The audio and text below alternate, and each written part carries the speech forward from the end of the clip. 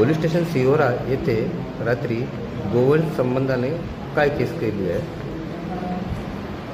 आमचे भंडारा जिल्ह्याचे पोलीस अधीक्षक माननीय श्री नूरुल हसन साहेब यांना माहिती मिळालेली होती की मध्य प्रदेशातून गोवंशची तस्करी केलेली जाते।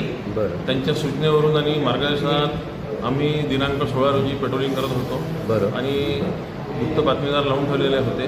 त्यावरून मला मौजा मोवाडी खापा येथील शेतशिवारामध्ये पेट्रोलिंग दरम्यान आम्ही चेक केले असता आरोपी ऋतिक शरणागत याने एकूण 37 गोवंश हे तिथे त्यांना चारा पाणी न देता क्रूरतेने बांधून ठेवले होते।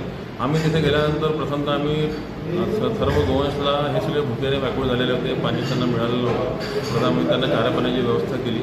त्यानंतर आम्ही पंचासमक्ष पंचनामा करून एकूण 37 गोवंश गाय बैल गोरे होते, त्याच्यामध्ये असा 2,96,000चा मुद्देमाल जप्त केलेला आहे आणि सदरची कार्यवाही ही माननीय पोलीस अधीक्षक श्री नूरुल हसन साहेब भंडारा तसेच अप्पर पोलीस अधीक्षक श्री कातखडे सर आणि SDPO श्री गोपने सर यांच्या मार्गदर्शनात आम्ही पुढील तपास करीत आहोत।